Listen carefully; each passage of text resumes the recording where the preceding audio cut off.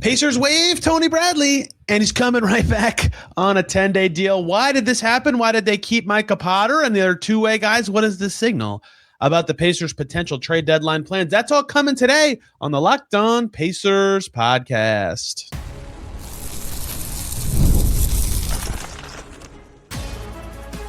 You are Locked On Pacers, your daily Indiana Pacers podcast, part of the Locked On Podcast Network, your team every day.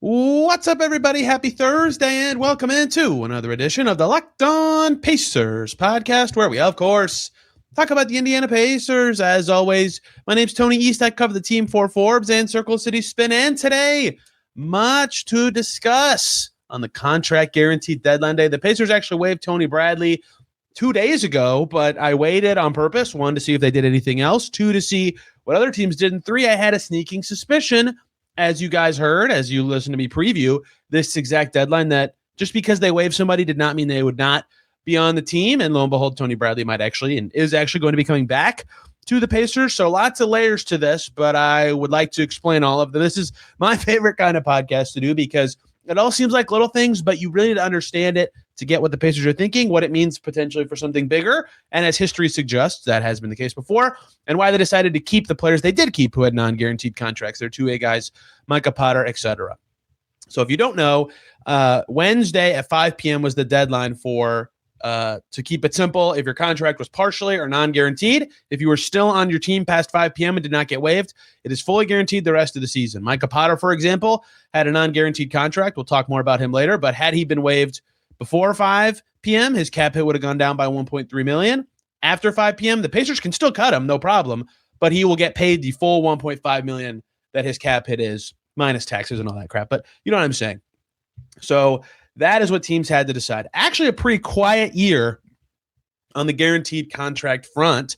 Tony Bradley and Mo Bamba, the only two standard contract players waived this week. Every other move was a two-way move made around the league, and we'll get to those later. But Tony Bradley was the Pacers cut. If you go back to, I can't remember if it was Christmas Day or the day after, when I previewed what this date would look like for the Pacers, I predicted they had cut somebody. And at the time, Potter had not yet really done all the things that he has now done in his, 2 weeks on the team. But it made logical sense to me that the Pacers would waive someone. If you're a team in their position, they're 6-31, and they have a little, but not a lot of financial flexibility. Having more financial flexibility and a roster spot is super logical. And here's why. One is now they're even farther from the tax, and they can't, with their mid-level exception, with their Tyrese Haliburton disabled player exception, even just by salary matching, they have fun ways that they can now bring in more money than they send out and stay below the tax to bring in two players for one if they need to. We'll get to the roster spot because it's already been filled, kind of. Which is always helpful. They could just sign a player to a full contract, a 10-day deals, and those are now possible. You can sign a 10-day deal as of Monday. All sorts of things that an open roster spot is valuable for. And Tony Bradley is going to get a 10-day. We'll talk about that in the second segment. But that's why, to me, it made sense for them to open a spot at all, because right now, sure, they need both Bradley and Potter because Isaiah Jackson is still concussed. It's pretty, it's been a while for him. It's a pretty big head injury. They, having centers makes sense, but eventually they will not need a fourth center, at least on a standard deal, all the time, right? They can get away with something else if they absolutely have to. We've seen them close with the Siakam Walker front court of late. I can't remember the other one they did. Oh, yeah, they did Siakam Furphy. If they need to do that in a pinch, they can, but they need three centers as a baseline, and they don't right now. And so they use the roster spot in the center. We'll get to Tony Bradley in the second segment. I'm getting ahead of myself. So having a roster spot allows them to do lots of things, whether it's bring in other players for evaluation, whether that's make trades that are uneven, whether that's make a trade without sending anybody out at all, right? We'll talk about, again, we'll get to all that later. But I figured they would value that more than having four centers. And I was right. But I didn't know who it would be. I predicted at the time it would be Micah Potter because at the time Micah Potter either had only played one game or had not played at all for the Pacers. Well, guess what? He played pretty well. His two worst stints were probably honestly in the last two games for the Pacers. He had a rough stint against the Magic and then another rough stint in their most in Orlando, and then again in their most recent game against the Cavs. But he made up for it with a good stint in the other half of the game, and he started for good reason. Like he fits very well, and deserves to be, I think, their third center in a fully healthy alignment.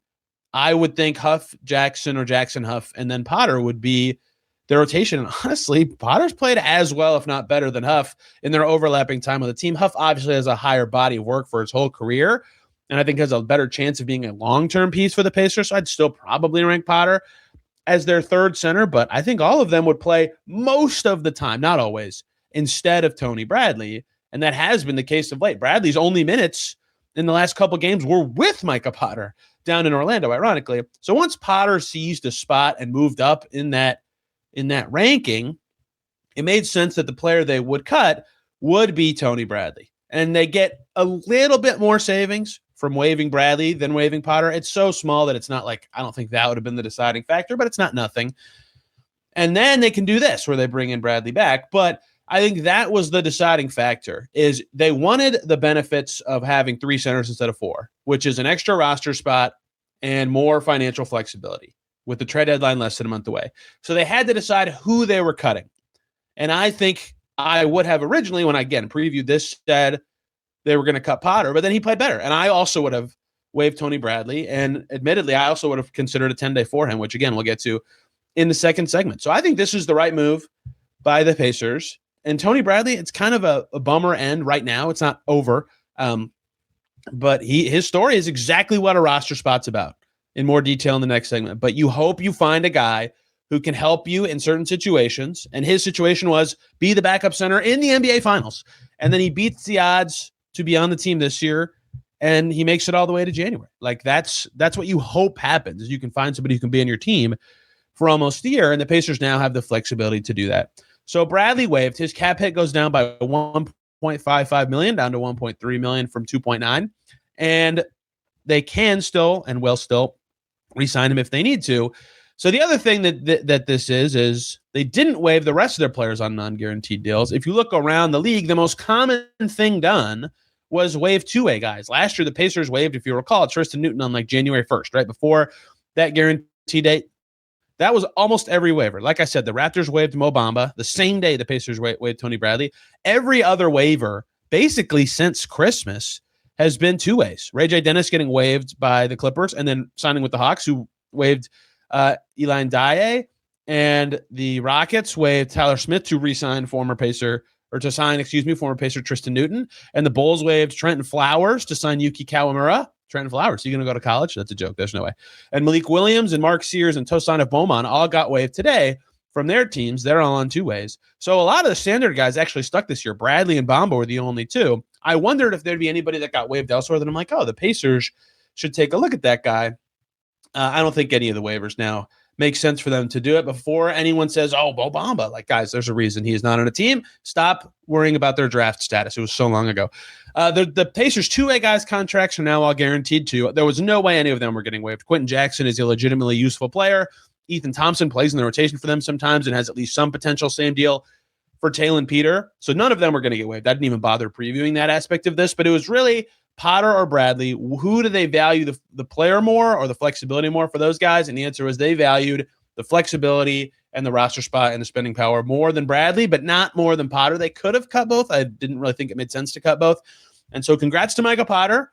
This is his first ever standard contract in the NBA. He got a COVID contract with the Pistons and then 3 2-ways with the Jazz. So this is a huge deal for him and his career earnings, and he earned it. He absolutely earned it. He fits well with what the Pacers are doing.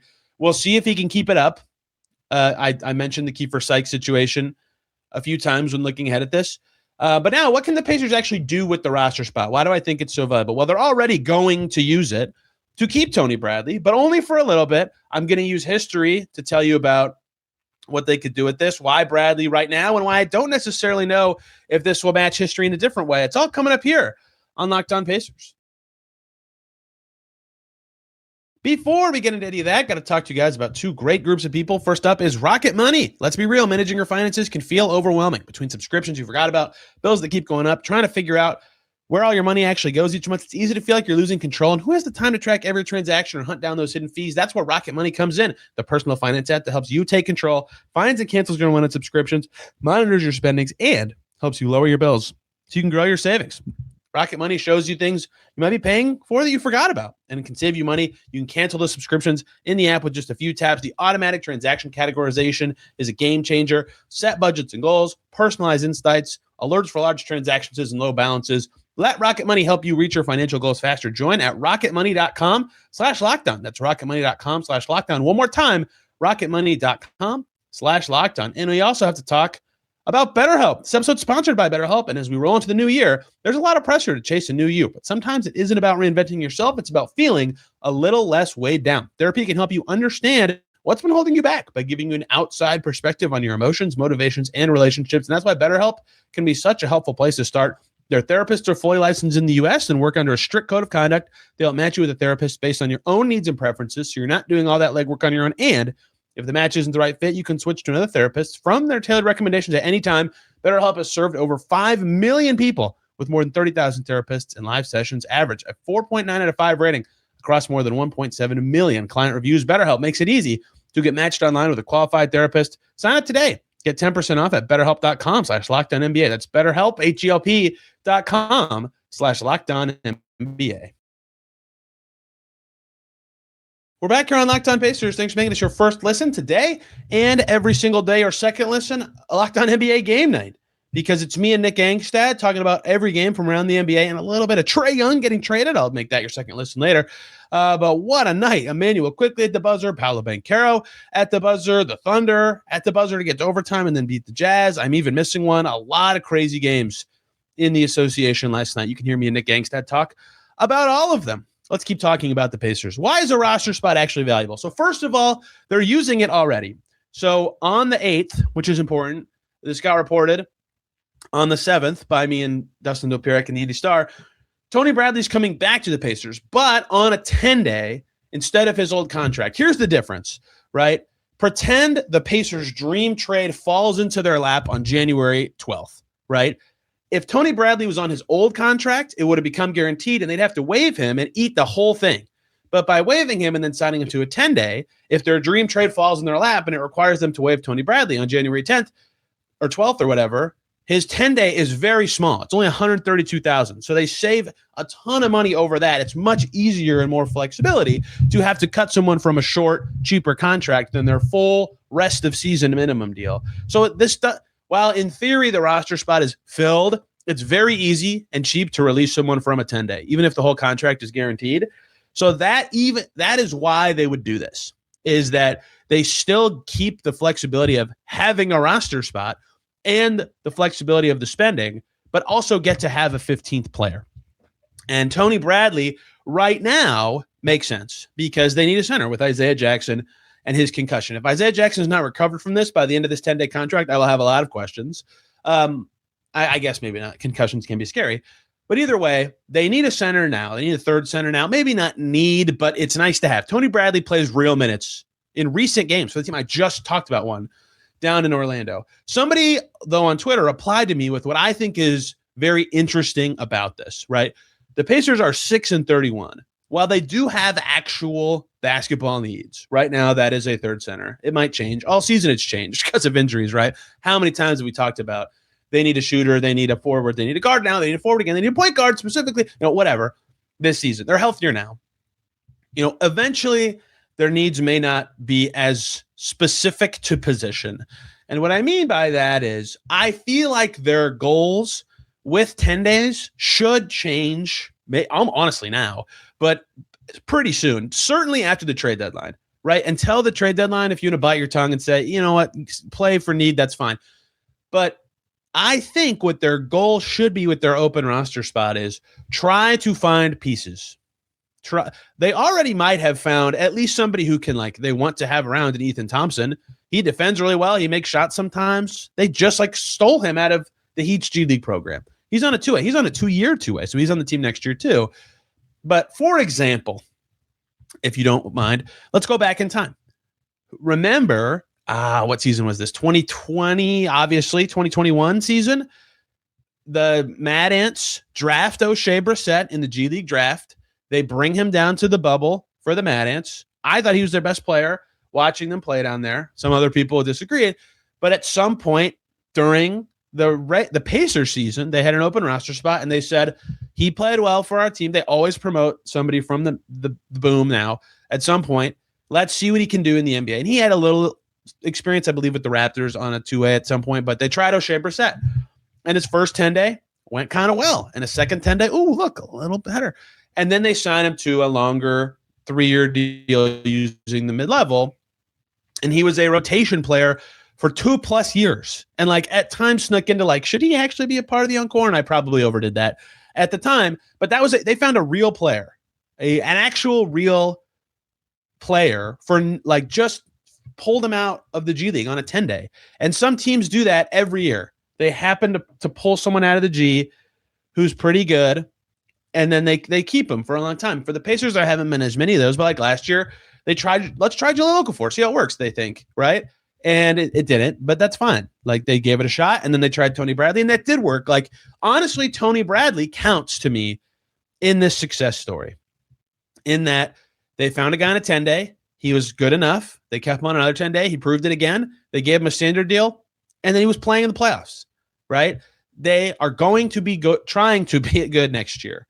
They should be looking for players like Tony Bradley, who are good, but maybe not on a team, but in the Pacer system could be good and potentially play playoff minutes. I'm not saying that finding a playoff contributor who's not currently on an NBA team is very hard. If they were actually capable of playoff minutes, they would be on a team. That's not a guarantee, but like more than likely. Honestly, there's an example that just happened. If you have, pretend Micah Potter turns out to actually be like a credible backup 5. They have a full season now to figure this out because he's going to be on the team for the rest of the season. They just stole him off the Spurs G League team because they needed a center. That's what a roster spot should be about for the Pacers the rest of this season, is just try some guys, right? And I think they should be using 10 days all the time. O'Shea got a 10-day last year with the Sixers. When the Sixers stunk, they were doing that. They were trying guys to see if they were the right fit for the Pacers. So you'll see the token boom call-ups, right? If they do it this way. I'm not saying they will, but that's what I think they should be doing. Samson Johnson can't miss. His defense looks pretty good. Kyle Guy's been awesome, like awesome for the boom this year. Jalen Slauson produces a ton of stats every night. He was with the Pacers for camp. Obviously, they already had Gabe McLaughlin up on a 10-day at one point, although he only was active for one game. Like some of those guys will be in the mix. I'm not saying that now. That's probably a post-trade deadline kind of deal. But in general, that is to me what the benefits of having a roster spot for the Pacers are. And with absolutely no offense to Tony Bradley, who's proven he can do NBA things right now, he can rebound now. Is there a chance that they find, if they already feel like Potter is potentially more valuable than him, even for next year? Potter has a team option for next season that's non-guaranteed. But also, do they feel like there's just the chance that any player, if they keep trying guys, could actually prove to be more valuable for them next season than Bradley? That's worth trying. And if they can't find somebody, guess what? They could sign Tony Bradley in the summer. It's not like it's over, and he's going to be on the team for 10 more days. So I understand and do not think it's wrong that they would like to sign Tony Bradley to a 10-day contract right now. I totally get it. And honestly, I predicted that was a possibility, again, before this contract deadline even happened. But I do think maybe it happens this month. Maybe it doesn't happen until the trade deadline's over.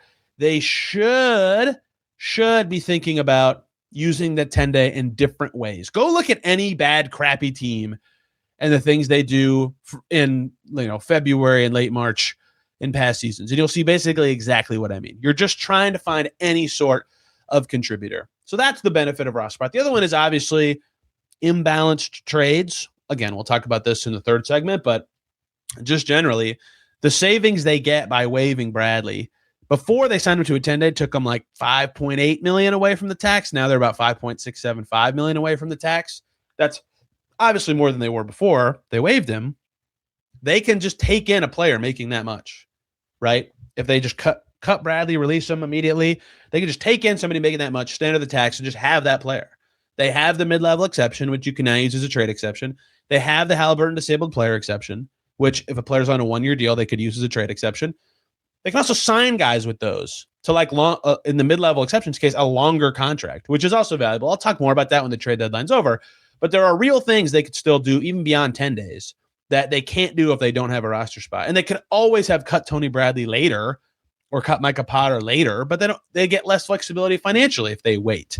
So this is now something added to them. I still kind of think as I think about the Pacers threading the needle, outside of looking for their center trade now, if they just putz through this trade deadline and take in some unwanted low salaries from other teams that gets them under the tax and the Pacers get a second-round pick for it, that'd be a very good trade deadline to me.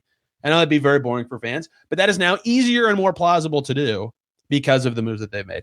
And yet, there's still even more things that I think are layered from this, what this signals could be possible at the trade deadline for this Pacers team, using history as our guide. 2 trade deadlines ago showed us something that is potentially involved here. We'll get to that coming up to close out today's Locked On Pacers.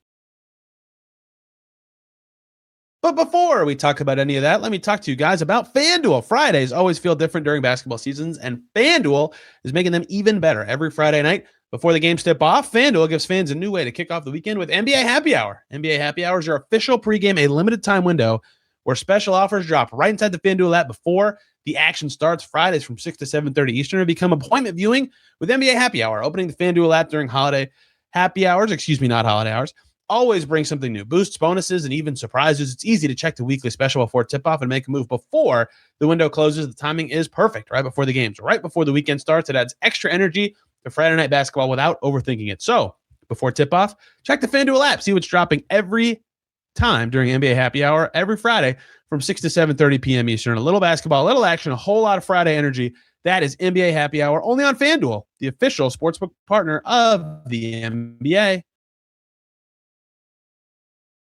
Back here closing out today's Locked On Pacers. Thanks for making us your first listen today and every single day, or second listen, either Locked On Hawks or Locked On Wizards. Whoa! The first big trade of the season. Trae Young is headed to the Wizards for like nothing.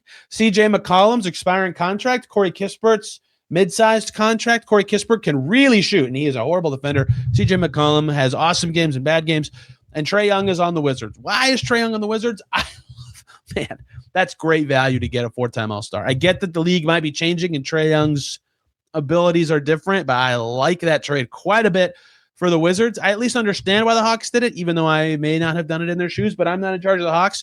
And Brad Rowland can explain why the Hawks did it better than I can, and the Locked On Wizards guys can explain why the Wizards did it better than I can as well. Crazy trade. Okay, let us finish up here by talking about what the moves the Pacers did make, have already made, whatever, might mean for the trade deadline. Let's flash back again to a player I kept bringing up when talking about this, and that was James Johnson, who got cut during the Pascal Siakam trade, I believe, a few years ago, and then they re-signed him to 2 10-day deals, and then his 10-day deal ended right at the trade deadline, and they had a roster spot. And what did they do with it? Does anyone remember this crazy, goofy trade? It was the Buddy Hield trade. Buddy Hield goes to Philadelphia, and into the Pacers is going to come Furkan Korkmaz and Marcus Morris. So that's 2 players coming in for just Buddy Hield. That was possible without having to waive somebody because James Johnson's 10-day ended, right? And then they actually made that day even crazier because first they go to Golden State and they get Corey Joseph and a crap ton of cash from them for taking on his contract. Then they actually flip Morris for McDermott. So they actually trade Buddy Hield for McDermott and Furkan Korkmaz, and they get a pick for that salary. And that's kind of related to what I think they should do this year, similar to that. Take Furkan Korkmaz and a pick for nothing, right? Something to that effect. But regardless, they could have just waived James Johnson anyway. And this is a little silly because his contract was kind of already fully guaranteed that season. But regardless, having an open roster spot and a very easy to use roster spot that doesn't require a lot of churn allowed them to bring in Korkmaz and Joseph and get the benefits of doing that without having to cut somebody on a contract they were already on, right? That is what is possible now for the Pacers more specifically. The year before that, they didn't have a roster spot. And then they did that crazy Jay Crowder trade. And to bring in Serge Ibaka, Jordan Nwora, and George Hill, they had to cut Terry Taylor, Goga Batadze, and James Johnson. And then they brought back Johnson and kept Nwora and Hill. And if you had a roster spot, you wouldn't have to cut as many guys. Now that worked out fine. Their cap situation did not make that a bad thing, but it's obviously easier to do these things, or more preferable, let's say, to the business side of the team if you do not have to waive a player already on a guaranteed contract. So even history of some of their recent trade deadlines shows what the value or non-value of this kind of move can be. It's not that it's impossible to make imbalanced trades if you have a full team, but it's way easier and you can get more benefit from it if you have open spots and have open finances. So maybe this year they can find a Jordan Nwora. And again, Jordan Nwora is another good example of what the Pacers should be looking to do this year. Sure, he was not like a sticking power player, but he was 24 or whatever, and they got him for nothing. Give it a shot. See if he's any good. He averaged 14 points a game for the last, 30 games of that season, and he didn't belong in an NBA rotation, but he was fine. Give it a shot. You trade nothing for him, right? That is sort of what they can do now. And so I think that their trade deadline planning, whatever, is pretty similar regardless of what they had done with Bradley and Potter. But more flexibility creates more options to do things like the stuff I just described. And more options is what the Pacers should want. You should want all the options available to you in any situation, but especially if you're a team who's in just an absurdly goofy spot where it honestly makes more sense to add talent, even though you're just a terrible team, right? I can't recall that happening many times in my time covering the NBA. And so the trade deadline impact is just that the Pacers have a little more available to them. I would expect what you'll hear a lot of from me is the ways that they could create a trade exception, which sounds not that important, but like if they take in a player making $14 million or less and they send out somebody in that trade, they've created a trade exception of the value of the player they sent out basically immediately because they have the tax mid-level, or excuse me, the non-tax mid-level and the DPE from Haliburton available to take in players. So that's noteworthy as well. So this has been 27 minutes of me doing the thing I do where the Pacers make a small move and I really over-explain it. Many, many layered impacts that it has. Congrats to Micah Potter. Tony Bradley, we'll see if his 10 days last beyond this first one. The real intrigue for the Pacers planning will come when Isaiah Jackson is back. Do they feel like they need Tony Bradley anymore on their team? Would they want to keep Tony Bradley after the trade deadline? What if they trade a center? What if, for example, they keep Tony Bradley on 2 10 days and then they trade Isaiah Jackson or they trade Jay Huff right before the trade deadline? Then they might want Tony Bradley again, right? And he has proven at least that he can rebound and not suck in their system. Like he very rarely plays bad, even if he's kind of a low ceiling player. So even though I would be using the roster spot differently, that really, really applies after the trade deadline and less so before. So keep an eye on Bradley. We'll keep talking about his 10-day deals. The timing matters. The fact that they would do it on the 8th instead of the 7th suggests that they wanted it to be from the 8th through the 17th because they have a back-to-back on the 16th and 17th. If they sign him on the 7th, he can only play in half those games.